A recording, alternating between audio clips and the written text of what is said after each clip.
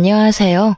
저는 지방에서 작은 커피 가게를 하는 40대 여자입니다.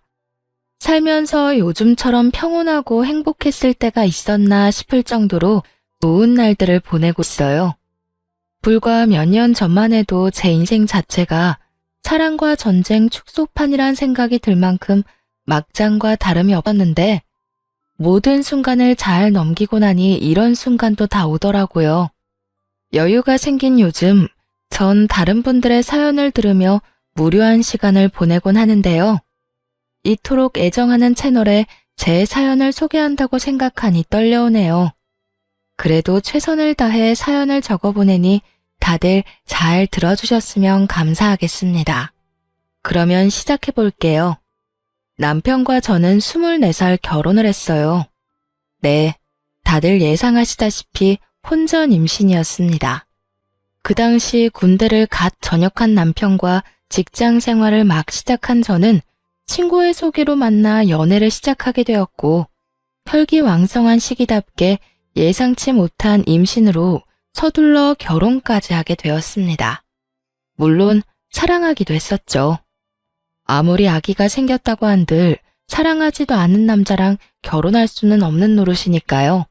하지만 사랑보다는 임신이 이른 결혼에 더 큰 이유가 되었다는 사실을 부인하지 않아요. 뱃속에 생긴 생명을 지켜야 한다는 생각이 강했고 남편 역시 저와 생각이 같았던 터라 결혼을 약속하게 되었죠. 처음 예비시댁에 찾아가 임신 사실을 알렸더니 감사하게도 이렇게 말해주더군요. 그래, 너희 뜻이 그렇게 확고하다면 우리 뜻이 뭐가 중요하겠니? 우리가 살아주는 인생도 아니고 우리가 그 아기의 부모가 되어줄 것도 아닌데 말이다. 지금 생각하는 것보다 부모가 된다는 건 더 힘든 일일 거다.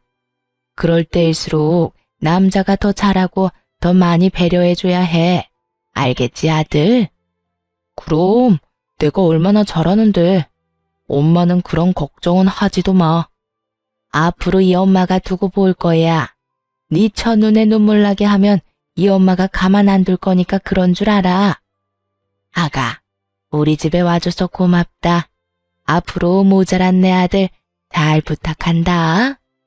시댁에선 저희의 결혼을 응원해 주셨고 다행스럽게도 저희 부모님 역시 저희 뜻을 받아들여 주셨어요. 그렇게 결혼을 하게 된 저흰 어느새 20년 남짓한 시간이 흘러 20살의 아들을 둔 40대 중반 젊은 엄마 아빠가 되었습니다. 저희는 결혼을 하는 순간부터 시댁과 친정 모두 가까운 곳에 살고 있었어요. 시댁엔 아들이 10살이 되던 해에 당뇨병 합병증으로 인해 시부가 돌아가시고 친정엔 제가 결혼을 하고 얼마 되지 않아 엄마가 돌아가셔 아빠가 혼자 계신 상태였기 때문이었죠. 처음엔 그냥 얻다 보니 가깝게 얻은 것이었는데 살면서 상황이 그렇게 되다 보니 당연스럽게 가까운 곳에 살게 되었던 것이었어요. 시댁엔 시누이가 있긴 했지만 남편이 불안해했고 저는 외동이었던 터라 시댁 친정 모두 가깝게 있는 것은 저희 두 사람에겐 여러모로 옳은 결정이었죠. 워낙 어린 나이에 한 결혼이라 그런지 신혼 때는 정말 하루가 멀다 하고 싸웠던 기억이 있어요.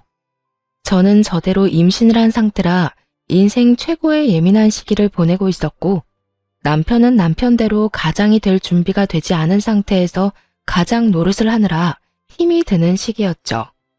임신이라는 이유가 있기도 했지만 그만큼 남편을 많이 사랑했기에 한 결혼이었는데 초반부터 사소한 것들로 다툼이 잦아지니 너무 힘이 들더라고요.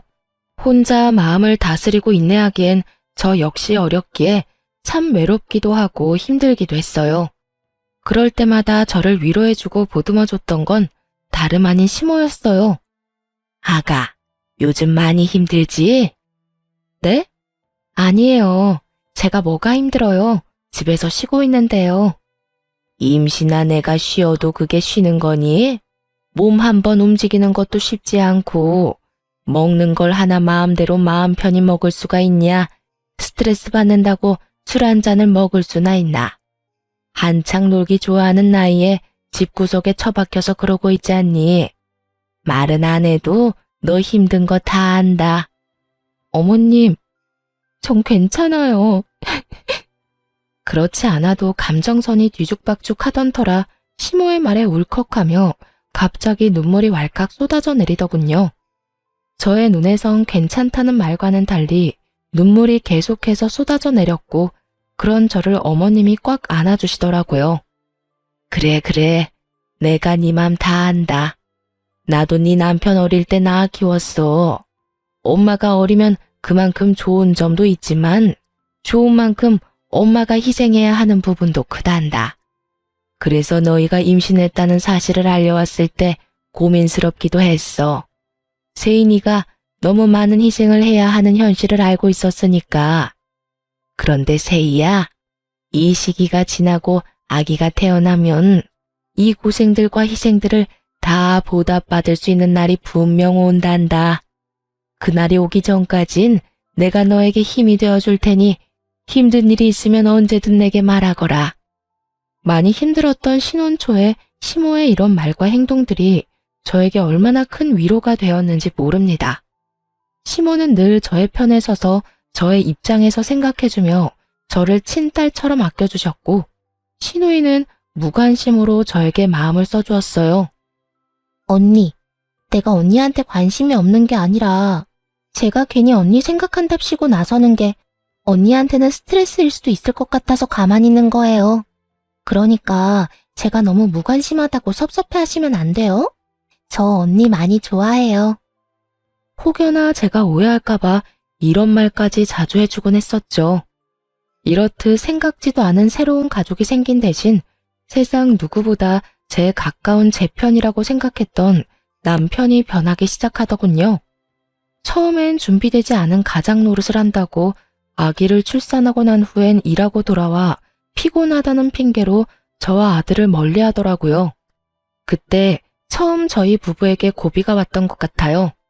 저는 그때 그 핏덩이 아들을 데리고 이혼까지 해야 하나 진지하게 고민을 하기도 했으니까요. 이런 저의 마음을 어떻게 아셨는지 시모가 저희 부부를 부르더니 그 자리에서 아주 호되게 남편에게 잡아댔었죠. 이놈아, 너 돈 버는 게 유세야? 그까짓 돈 얼마나 번다고 그딴 되지도 않은 유세질에 뻑하면 짜증이나 내고.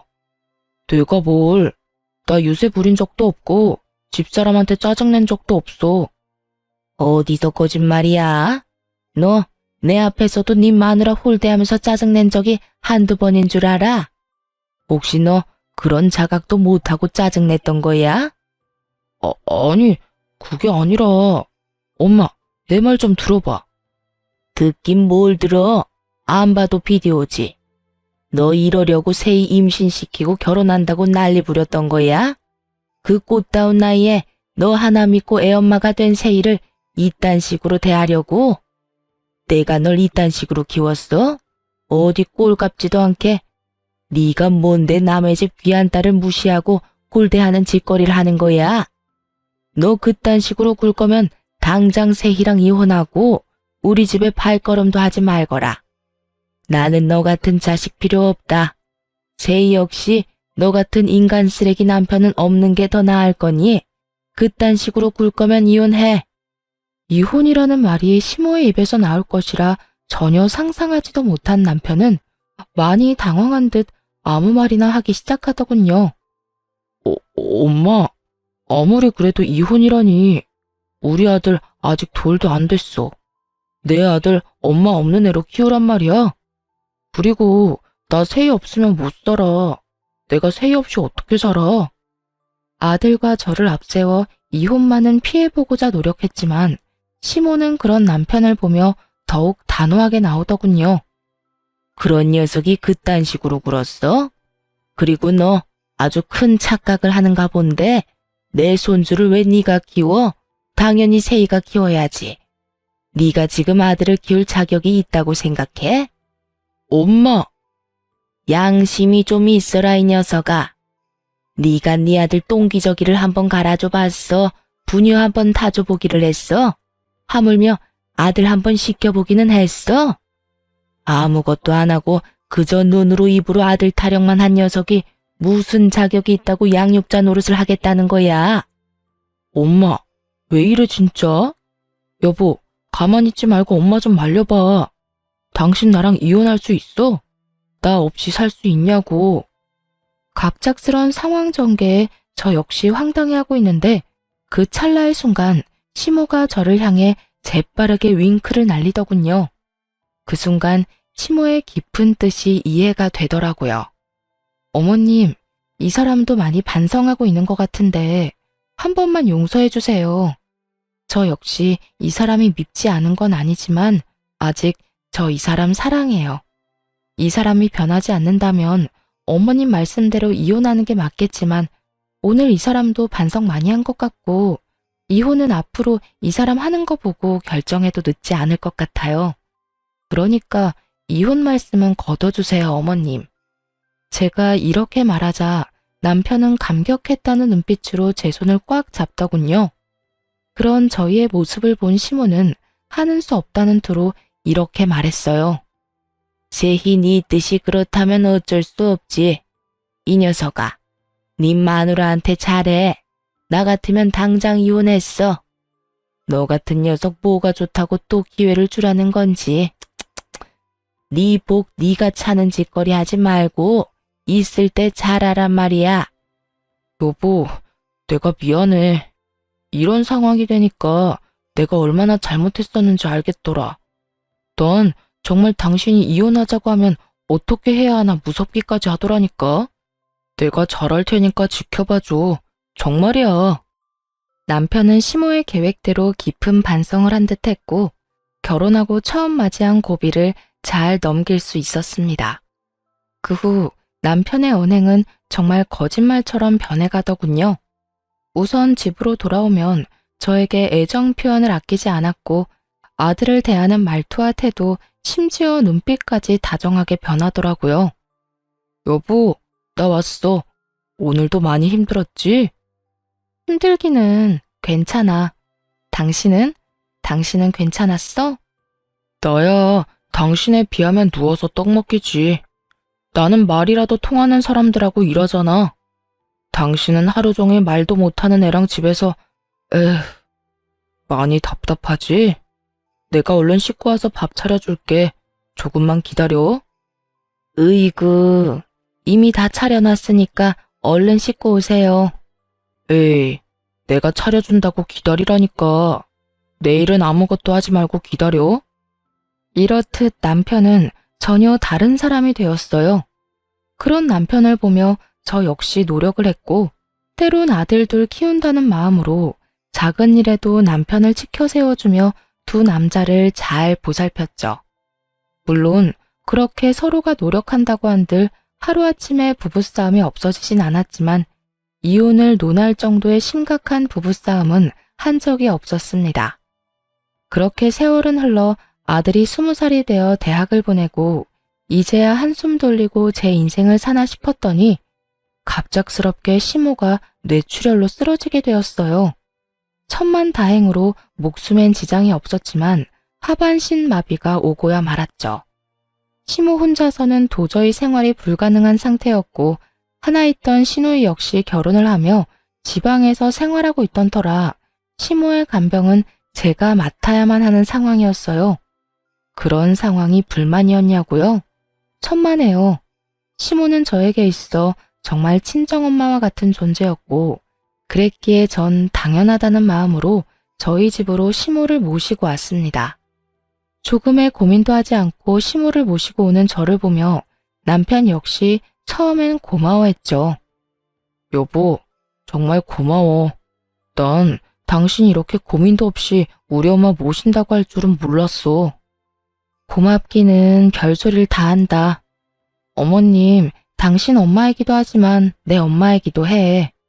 우리 엄마가 편찮으신데 당연히 우리가 모셔야지 누가 모셔? 그러니까 당신도 싱거운 소리 하지 말고 어머님께 잘해. 부모님이 한평생 우리 곁에 있어줄 것 같지? 그렇지도 않더라. 당신도 잘 알 거 아니야. 우리 후회하지 않게 잘하자. 알겠지? 남편은 한동안 저에게 틈만 나면 고맙다고 말하며 저에게 잘하려고 노력하더군요. 하지만 그것도 잠시 남편의 본 모습이 드러나는 건 시간 문제였죠. 여보, 집골이 이게 뭐야? 청소는 하는 거야? 당연하지. 나 몰라? 다른 건 몰라도 청소는 아침 저녁으로 하는 거? 왜? 어디 더러워? 콕 집어서 어디가 더럽다는 게 아니라 전체적으로 먼지가 너무 많잖아. 집에만 오면 숨 쉬는 게 답답한 게 목도 칼칼하고.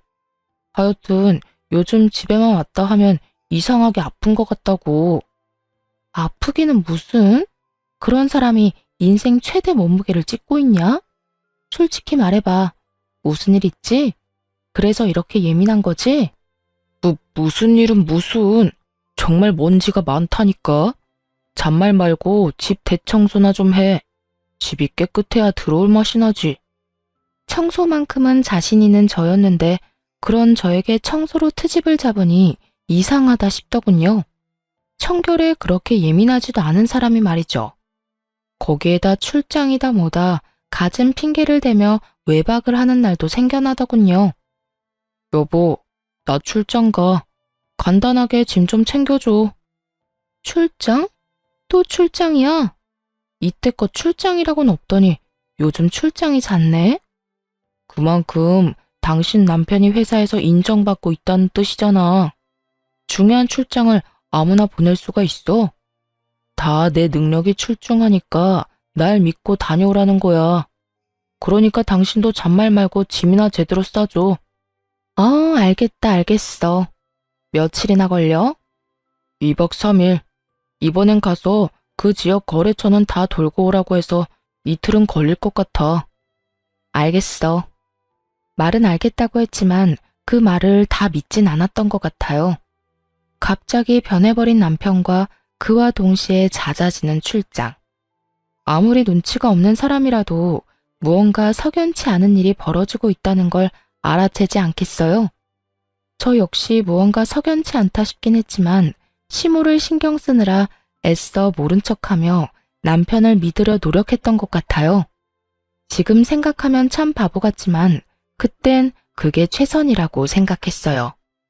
그러면서도 설마 내 남편이 다른 건 몰라도 바람은 피울 리가 없다고 그저 머리도 복잡하고 집에 와봤자 제대로 쉬지도 못하니 며칠 바람이라도 쐬러 가는 모양이다 하고 생각하기도 했었고요. 이런 남편의 변화를 시모가 눈치채지 못할 리 없었고 어느 날은 시모가 남편을 불러 앉혀놓고 한 소리할 심상으로 남편을 불렀어요. 아범, 여기 와서 좀 앉아보거라. 왜요? 나 오늘 회사 일 처리하느라 피곤해. 나중에 이야기해. 나중은 무슨? 지금 당장 해야 할 이야기니 얼른 와서 앉아보래도. 이 어미가 널 붙잡고 몇 시간씩 이야기할 것도 아니고 고작 몇 분 이 어미랑 이야기 나누는 것도 힘든 게야? 아, 진짜. 엄마까지 왜 이래? 나 피곤하니까 나중에 이야기하자는 부탁이 들어주기 힘들어. 내가 이래서 집에 들어오기 싫은 거야. 집이라도 들어오면 마음이 편하기를 하나, 누구 하나 내 마음 이해해주는 사람이 있길 하나. 에이, 정말.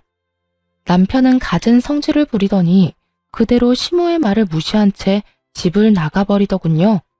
그런 남편의 태도에 시모는 큰 실망을 느낀 듯했고 저 역시 그런 남편에게 그 어떤 기대조차 가지지 않게 되었습니다. 부모에게 저딴 식으로 하는 인간에게 기대를 가져봤자 시간 낭비겠다 싶었으니까요.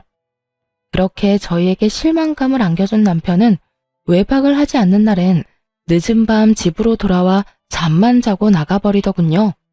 상황을 풀어보겠다는 의지조차 없는 사람처럼요. 저 역시 그런 남편에게 그 어떤 행동도 취하지 않으려 그저 시모를 잘 보살피는 것에 온 신경을 쏟으려 노력했어요. 그렇게 한 집에 살지만 남남처럼 지내던 어느 날 시모가 저를 불러 앉히더니 진지한 얼굴로 서류 봉투 하나를 건네주더라고요. 그 봉투 안엔 남편이 낯선 여자와 외도를 저지르는 모습이 담긴 사진과 상간녀의 나이부터 사는 곳, 하는 일까지 세세하게 적힌 종이가 들어있더군요. 손이 덜덜 떨려오고 믿을 수 없는 사실에 생각마저 멈춰버리더군요. 그 순간 시모가 저의 손을 잡아주었고 그제야 정신을 차린 제가 마음을 가다듬고 시모에게 물었어요. 어머님, 이게 다 뭐예요? 내가 참 할 말이 없구나. 내가 아무래도 이 녀석 하는 꼴이 수상해서 돈 주고 사람을 붙여봤더니 이 녀석이 결국 너한테 이런 잘못까지 저지르고 있더구나. 어찌해야 할 바를 모르겠더라고요.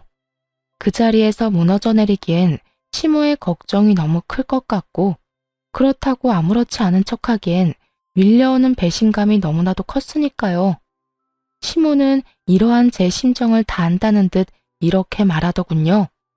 거기에다 다른 건 몰라도 외도만은 아닐 거라고 그렇게 믿고 또 믿었는데 그렇게 제 두 눈으로 다 보고 나니 상황을 받아들이게 되면서도 애써 부인하고 싶기도 한 이중적인 생각이 머릿속을 복잡하게 만들었어요. 제이야, 너 이혼해. 나 걱정하지 말고 그냥 이혼하거라. 너도 알다시피 나한테 내 한 몸 건사할 만큼의 돈은 충분히 있어. 요즘 돈만 있으면 요양원도 천국이라고 하더라. 그러니까 내 걱정하지 말고 너도 네 갈 길 가. 애도 이제 다 컸겠다. 여기서 발목 잡혀 살지 말란 말이야. 어머님, 아무리 그래도 제가 어머님을 두고 어떻게 이혼을 하겠어요. 그리고 요양원이라뇨. 아무리 좋은 요양원이더라도 자식들이 자주 오가야 하는데 아범이 그럴 리도 없고. 아무튼 안 돼요, 어머님. 아니다, 아니야. 말만이라도 고마우니 이혼하거라. 너 아직 40대 중반밖에 안 됐어. 넌 어떻게 생각할지 몰라도 아직 꽃다운 나이란 말이야. 얼마든지 새 출발할 수도 있고 아직 뭐든 시작할 수 있는 나이야. 그러니까 이혼하고 새 출발해. 평소 강직하던 시모는 이렇게 말하며 울고 있더라고요. 저에 대한 미안함과 아들에 대한 배신감이 뒤섞여 한참을 우시는데 저도 함께 울어버렸습니다. 그렇게 폭풍 같은 날이 지나고 시모는 저에게 시간이 날 때마다 이혼을 이야기하고 있었고 전 저대로 고민에 빠져 있었어요. 남편 놈만 생각하자면 당장이라도 그 머리털을 다 뽑아놓고 이혼을 해도 모자랄 지경이었지만 그렇게 이혼을 해버린다면 시모가 제 명에 살지 못할 것이 뻔했으니까요. 그렇다고 해서 어머님을 위해 그 모든 걸 인내하고 살자니 제가 화병이나 죽을 것만 같았고요. 이렇듯 저의 고민이 깊어지던 어느 날, 저의 깊은 고민을 날려주는 사건이 일어났어요. 갑자기 건강하시던 아빠가 쓰러진 것이었어요. 다행히 건강엔 이상이 없었지만 나이도 있으신지라 한동안 병원에 지내며 여러 검사와 안정을 취하기로 했습니다. 시모에 이어 아빠까지 이런 일이 일어나니 정말 심적으로 너무 힘들더군요.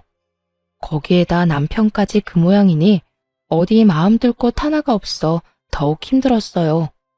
그런데 그런 저에게 집으로 돌아온 남편이 다짜고짜 핵폭탄급 난리를 부리기 시작했어요.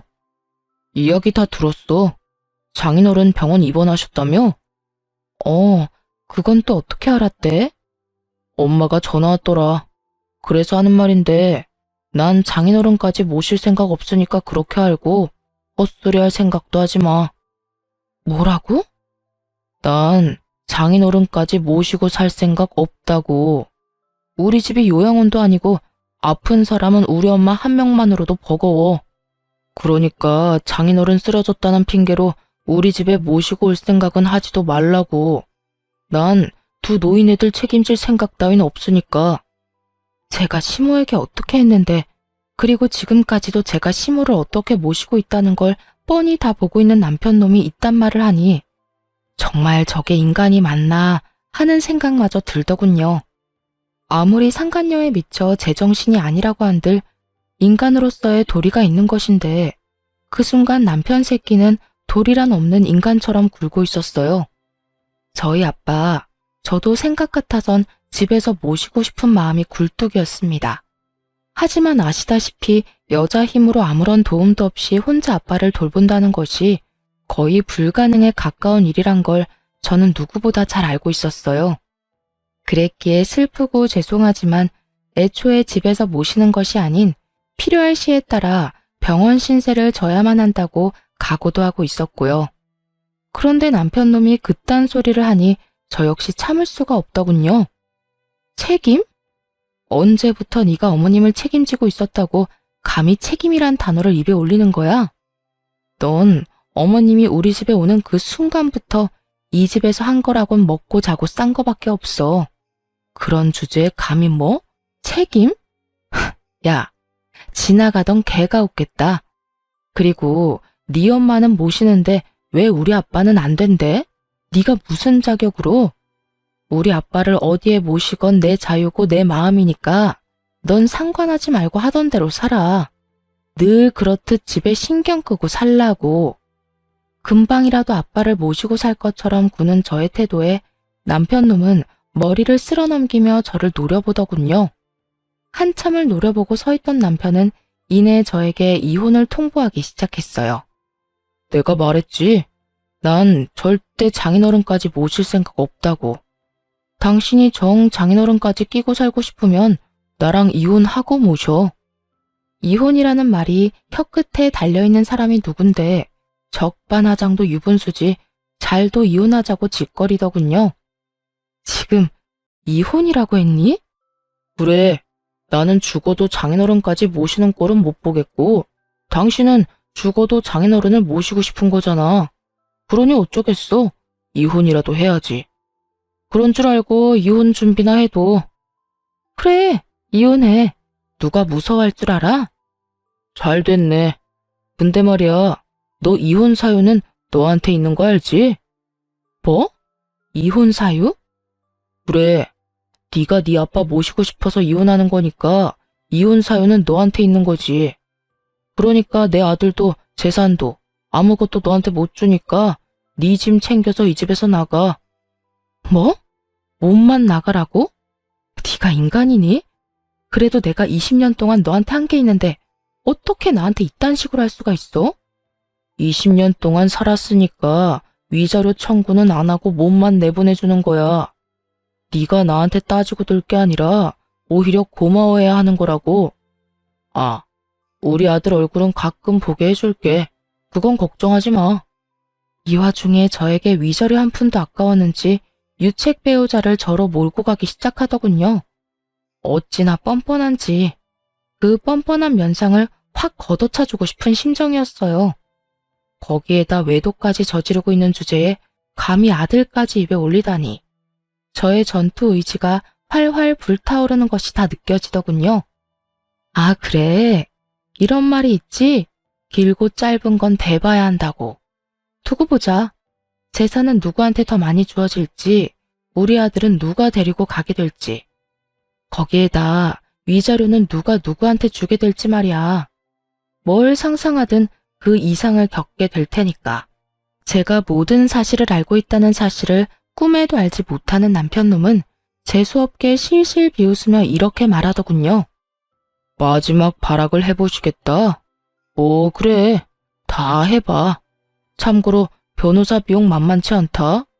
괜한 오기로 아까운 돈 쓰지 말라고 미리 이야기해주는 거니까 새겨들으라고.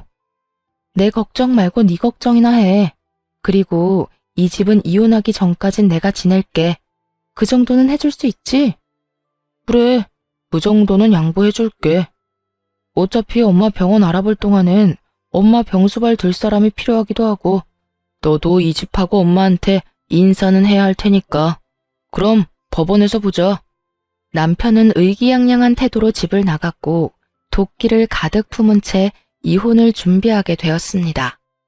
우선 전 남편에게 위자료 청구를 함과 동시에 상간녀 소송까지 걸어버렸고 모든 사실을 한 남편에게서 전화가 왔더라고요. 너 미쳤어? 조용히 이혼하자고 했더니 위자료 청구에 상간녀 소송까지 걸어? 네가 감히 누구한테 상간녀 소송을 걸어? 미안함이라곤 전혀 느껴지지 않는 남편의 말을 들으며 아들의 아빠고 나발이고 철저하게 완벽한 복수를 해줘야겠다는 생각만 들더군요. 그런 생각이 들자 남편에게 참 고맙더라고요. 사실 아이의 아빠기도 하고 그간 살았던 세월이 있어서 그런지 이렇게까지 해서 나에게 남는 게 뭘까 하는 생각도 들곤 했었거든요. 그런데 이렇게까지 인간 쓰레기적인 면모를 아낌없이 보여줘 제 마음을 가볍게 해주었으니까요. 감이라니. 이럴 땐 감이가 아니라 당연하다고 하는 거야. 남편이 웬 젊은 여자랑 바람 피우고 있는데 당연하게 상간녀 소송 정도는 걸어줘야 하지 않겠어? 네가 이런다고 달라지는 게 뭔데? 뭐, 그까짓 돈? 그것 때문이야? 고작 돈 때문에? 고작 돈 때문이겠니? 내가 그렇게 돈에 미친 여자는 아니란 걸 잘 알잖아. 내가 상간녀 소송까지 하는 이유는 당연히 해야 하는 일이기야 하는 거야. 인생은 너랑 그딴 년 때문에 막장이 되어버렸는데 그녀는 행복하게 하하호호 웃으며 사는 꼴을 그냥 보고 있을 수만은 없잖아. 너도 그년도 적어도 인간이면 소송하는 중에 최소한 내가 저지른 불륜이 법에 위반되는 나쁜 일이구나 하는 정도의 생각은 하겠지. 그러니까 부디 아무 의미 없는 소송이 아니길 바란다. 알겠냐? 제가 이런 말까지 했는데도 불구하고 남편과 상간녀는 전혀 반성 따위는 모르는 사람처럼 굴더군요. 소송을 하는 내내 제가 보란 듯이 남편은 상간녀를 옆에 끼고 다니며 조롱했고 상간녀 역시 저를 무시하는 말들을 서슴없이 하며 남편의 품에 안기는 행동을 하기도 했으니까요. 꼴이 그게 뭐야? 하긴 두 노인네 뒷바라지 하느라 정작 본인 챙길 시간은 없나 봐. 어머, 아무리 그렇다고 해도 무슨 여자가 립스틱 하나 안 발랐대? 저런 꼴이니 오빠가 한눈이나 팔았겠지. 오빠, 걱정 마. 난 오빠랑 결혼해도 절대 망가지지 않을 거니까. 늘 이 모습 그대로 오빠 곁에 있을 거야. 꼴값도 참 여러 가지로 한다 싶었어요. 그런 두 사람의 모습을 보는데 화가 나기는커녕 약조차 오르지 않더군요. 그저 이런 생각만 가득했어요. 그래, 많이 웃어도, 웃을 수 있을 때 많이 웃어도 언제까지 웃을지 모르겠지만 말이야. 오빠, 저 여자 뭐래? 자기가 뭔데 웃으라 말아야. 혹시 이혼한다는 충격이 너무 커서 미쳐버린 거 아니야? 그런가? 그러고 보니 눈빛도 살짝 이상한 것 같기도 하고. 안 되겠다. 얼른 가자. 괜히 불똥칠라. 두 사람이 그러거나 말거나 정말 저는 아무렇지 않았어요. 저의 계획은 이제 시작이었으니까요. 일단 소송은 저에게 유리하게 끝이 났어요. 재산 분배는 물론 양육권까지 당연히 저에게 유리하게 끝이 났고 이러한 결과를 전 남편은 받아들이지 못하는 듯 했지만 항소는 하지 않더라고요. 당연히 항소할 줄 알았더니 쉽게 포기하네. 그까지 푼 돈 너 가져. 다 줄 테니까. 난 어차피 엄마 죽으면 받을 재산 많으니까 그까지 돈 없어도 되지만 돈 아니잖아. 너도 알지? 우리 엄마 깔고 앉은 돈 많은 거. 말이야 바른 말이라고. 너도 그 돈 노리고 이때껏 걷지도 못하는 노인네 똥수발까지 들어가며 그 수고를 한 거 아니냐. 그런데 어쩌냐? 그 노고가 헛된 고생이 되어버렸네? 그래도 뭐 한 푼도 못 받은 건 아니니까 너무 억울해 말라고. 이제 이혼도 했으니까 앞으로 두 번 다신 보지 말자. 역시는 역시라고. 전 남편은 역시 저와 시모가 예상했듯 당연하다는 듯 시모의 재산을 자신의 재산처럼 여기고 있더군요. 그 꼴을 보고 있는데 어찌나 한심하고도 웃기는지. 그만 참지 못하고 웃음이 터져나와 버렸지 뭐예요? 그도 그럴 것이 시모는 이미 재산 정리를 끝낸 상태였기 때문이었어요. 미안. 당신 말 듣고 있으니까 참을 수가 있어야지. 미친 사람처럼 웃는 저를 보며 남편은 어리둥절한 표정을 지어 보였고 상간녀는 제가 병균이라도 되는 듯 남편의 뒤로 숨어버리더군요. 너 모르고 있구나. 하긴 어머님께 관심이 전혀 없으니까 몰랐을 수도 있겠다. 그게 무슨 말이야? 내가 모르긴 뭘 모른다는 말이야. 네가 그렇게 믿고 있는 그 재산, 그거 이제 없어. 그러니까 그 재산이 왜 없냐고. 없긴 왜 없어? 나하고 내 아들한테 사이좋게 나눠주셨으니까 없지. 그렇습니다. 어머님은 제가 이혼을 결심한 그 순간부터 재산 정리를 시작하셨고 전 남편에게 단 한 푼도 남기지 않으시고 저와 제 아들에게 모든 재산을 분배해 주셨죠. 전 남편 놈이 믿고 있던 것은 시모의 재산뿐이었을 텐데 제 말을 들은 전 남편의 얼굴은 사색이 되어버렸죠. 물론 남편의 옆구리에 매달려 있던 상간녀의 얼굴도 별반 다르지 않았고요. 뭐라고? 그 재산 어머님이 진작 나하고 내 아들한테 다 주셨다고. 그러게 어머님한테 좀 잘하지 그랬어. 여자한테 미쳐서 가정이고 부모고 다 내팽개치고 발정난 개새끼처럼 발발거리고 다니더니 꼴 좋다. 뭐? 발정난 개새끼? 너 말 다 했어? 다 했겠니? 너한테 하고 싶은 말 다 하려면 차일 밤낮을 해도 모자랄 지경이야. 그런데 내 할 말 다 해봤자 뭐가 달라지겠니? 인간 말종이 사람이 되기를 하겠어? 반성이란 걸 하기는 하겠어? 너 진짜 말 그따위로밖에 못해?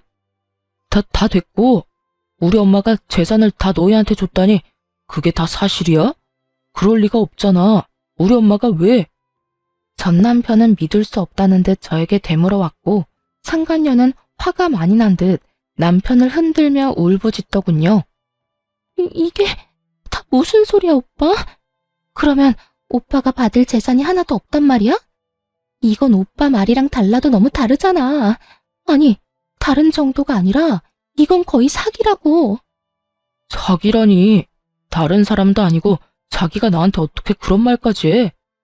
그럼 내가 이 상황에 우리 오빠 최고다, 우리 오빠 제일 좋아 하면서 엉덩이라도 두들겨 줄 거라 생각했어?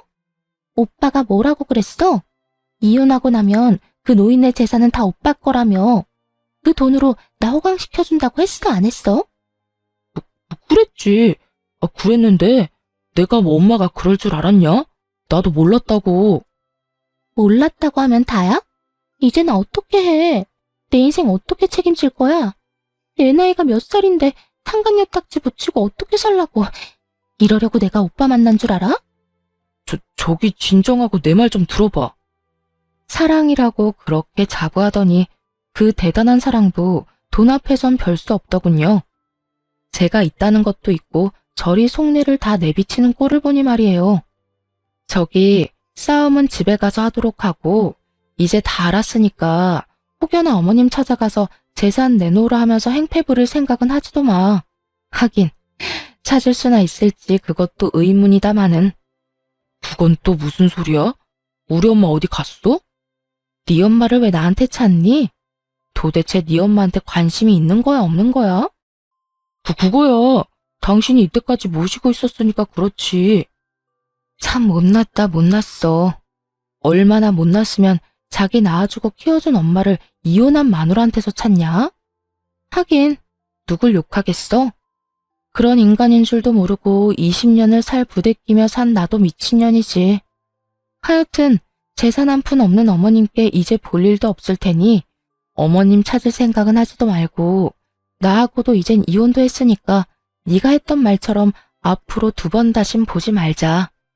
그렇게 전 새로운 보금자리로 돌아와 버렸습니다. 그 후 전 남편의 소식이 조금씩 들려오더군요. 그것도 빚쟁이가 되었다는 소문이요.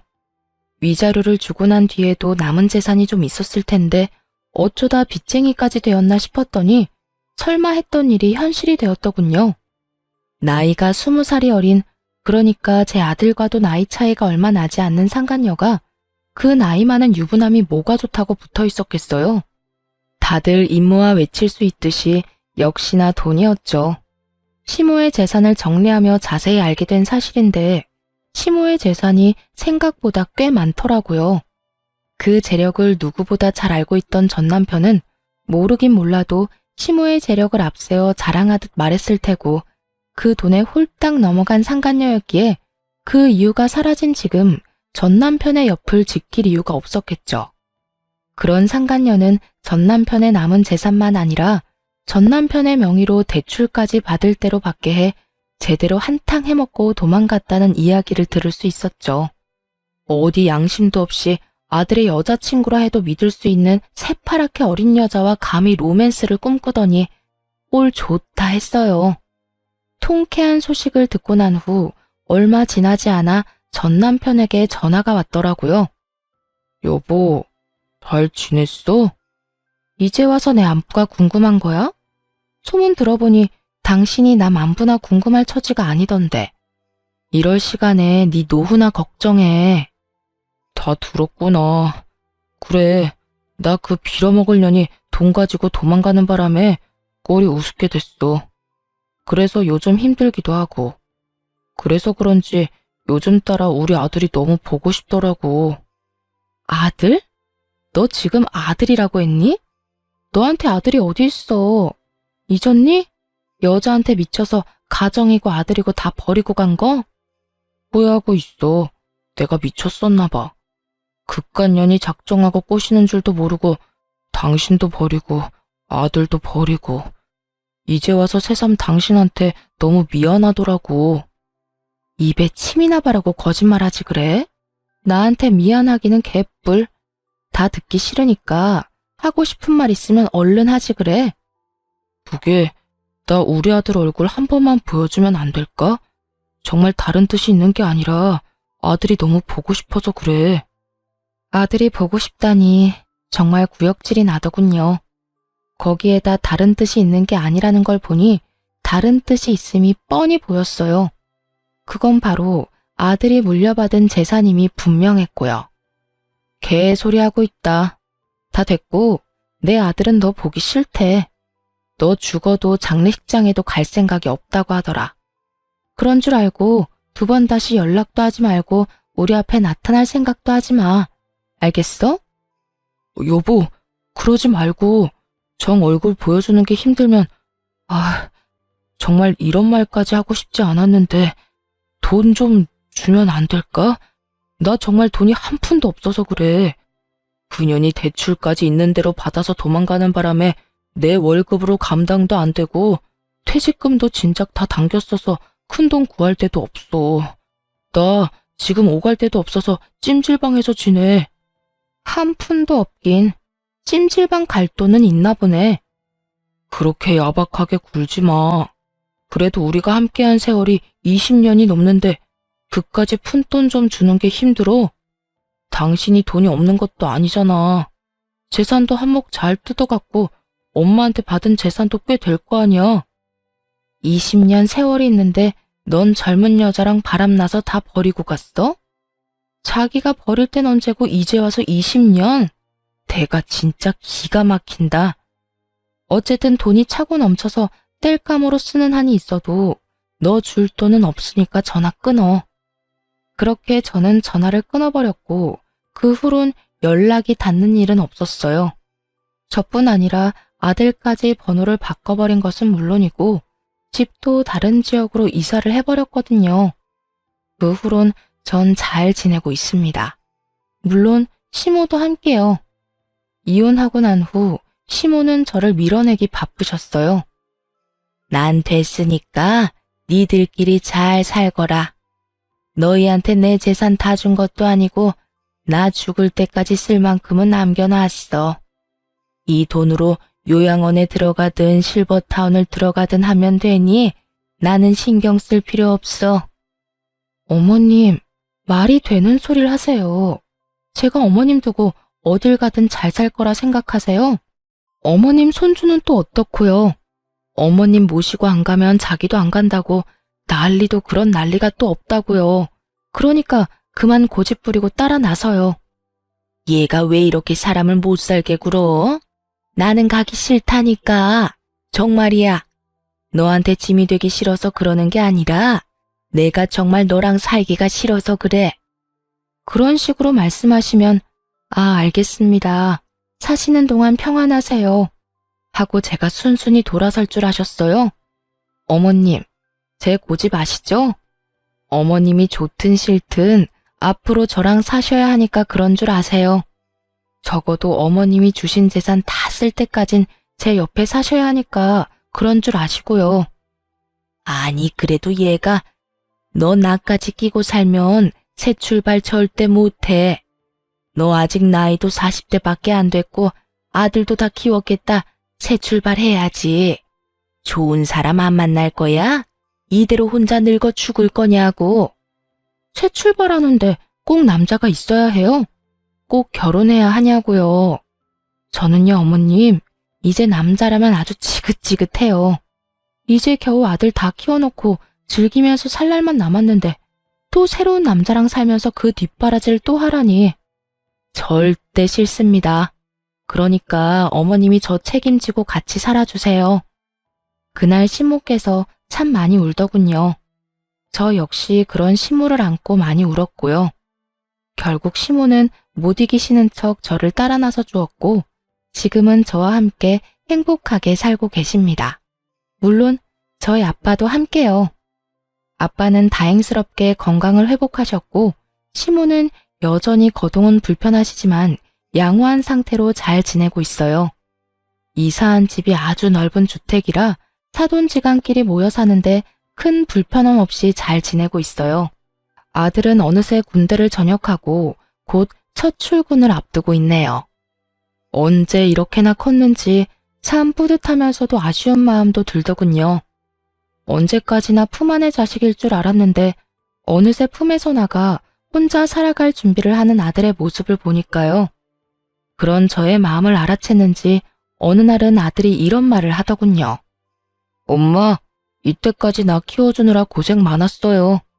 앞으로는 내가 엄마랑 할머니, 할아버지까지 잘 챙기고 효도할게요.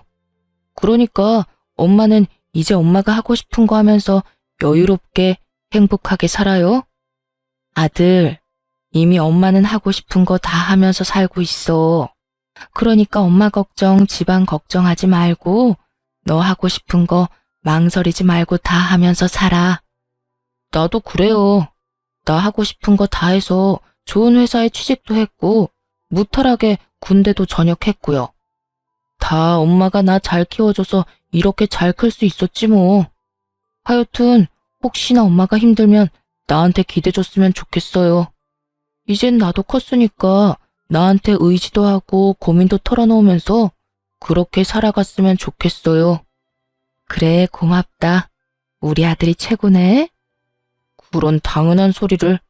하여튼 사랑해요, 엄마. 눈물이 왈칵 쏟아져 나오는 걸 얼마나 참았나 몰라요. 소중한 제 아들. 때론 자식처럼, 때론 남편처럼 저의 곁을 든든하게 지켜주며 요즘에도 뜬금없이 사랑한다는 말을 아끼지 않고 자주 해주는 사랑스러운 아들입니다. 그리고 전 사연 처음에 말씀드렸다시피 시골에서 작은 카페를 운영하며 지내고 있어요. 집 바로 옆 낡은 주택을 사 리모델링을 하고 카페를 열게 되었거든요. 정원도 있어 낮엔 아빠와 시모가 시간을 보내기도 좋고 저 역시 제 시야가 닿는 곳에 두 분이 계시니 심적으로 안심이 되기도 하고요. 여러모로 좋은 결정이었던 것 같죠? 이로써 저의 사연도 끝났네요. 어떠셨나요? 많이 답답하셨을까요? 아님 앞으로의 저의 인생을 응원해 주시는 분들이 더 많으실까요? 어찌되었든 저는 앞으로 두 분과 함께 행복하게 잘 살아가 보려고요. 저의 긴 사연 들어주신 모든 분 감사합니다. 좋은 하루 되세요.